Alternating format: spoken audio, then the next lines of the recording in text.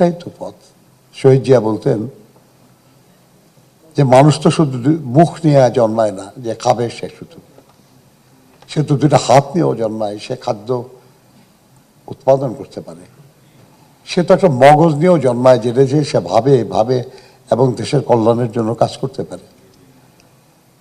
আমরা শুধু যদি আমাদের জনসংখ্যাকে জনসম্পদে রূপান্তরিত করতে পারি, আমাদের চেয়ে ধনী দেশ আর খুব কম আছে। বিশ্বের বহু দেশ আছে যেসব দেশে একটু পানির জন্য অস্থির হয়ে থাকে, তারা চারদিকে পানি, সে কারণে অস্থির। খাবার পানি নাই, বৃষ্টির পানি ছাদের উপর থেকে পাইপে করে আপনার মানে স্টোর করে সেটা দিয়ে তারা প্রয়োজন মেটায়। কিন্তু আমি বিশ্বাস করি আর কি যে আমরা যারা বয়স্ক মানুষ আছি, আমাদের দিয়ে হবে না এটা ততক্ষণ পর্যন্ত যতক্ষণ না আমাদের চেয়ে যারা ছোট আছে, যারা তরুণ আছে, যুবক আছে, তারা আমাদেরকে সামনে জোর করে ঠেলে না দেয়।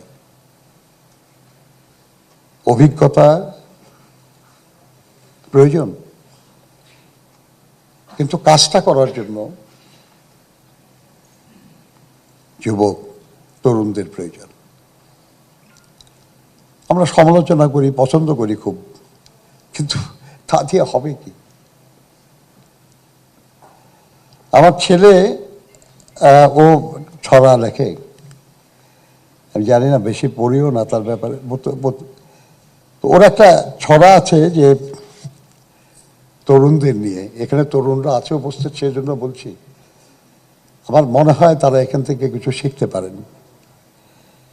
ছড়াটা এমন: জি হুজুরের মার্কা গায়ে কেমন করে সাঁটি, রক্ত দিয়ে কেনা আমার বাংলাদেশের মাটি।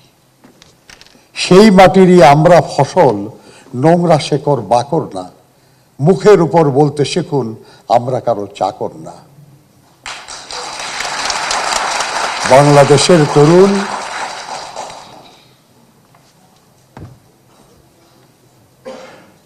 দুঃসাহসের বারুদ দিয়ে মস্তিষ্ক ভরুন। আর কতকাল, আর কতদিন থাকবে মাথা নিচু, আর কতদিন চলতে হবে আপোষগুলোর পিছু।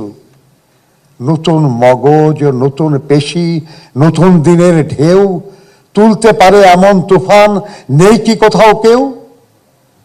বাংলাদেশের তরুণ লাল সবুজের পতাকাটা শক্ত হাতে ধরুন।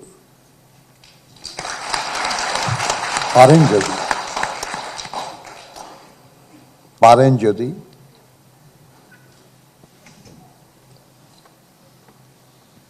তাহলে শুধু আমাদের স্বপ্ন দেখাবেন না, এই স্বপ্ন বাস্তবায়নে সহযোগিতা করুন। যুবকদের প্রতি আহ্বান, খালি আক্ষেপ নয়, যা আমার প্রাপ্য তা অর্জনের জন্য যেন আমরা ঐক্যবদ্ধভাবে চেষ্টা করি। এই বিতর্ক, এই আলোচনা, এই সব কিছু যেন আমাদেরকে সেই পথে, আমরা জনসংখ্যা এটাই সমস্যা বলি। রাস্তা হাঁটা যায় না, গাড়ি চলবে না, জ্যাম হয়ে আছে, জ্যাম হয়ে আছে। এত মানুষ, কে করবে এই সমস্যার সমাধান?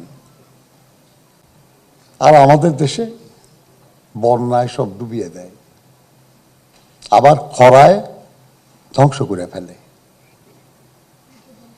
এই যে সুযোগ, যখন পানি বেশি হবে তখন যদি সেটা আমরা সংরক্ষণ করতে পারি, এবং যখন কম হবে তখন যদি সেটা কাজে লাগাতে পারি, তাহলে তো পানির সমস্যা আমাদের থাকার কথা না।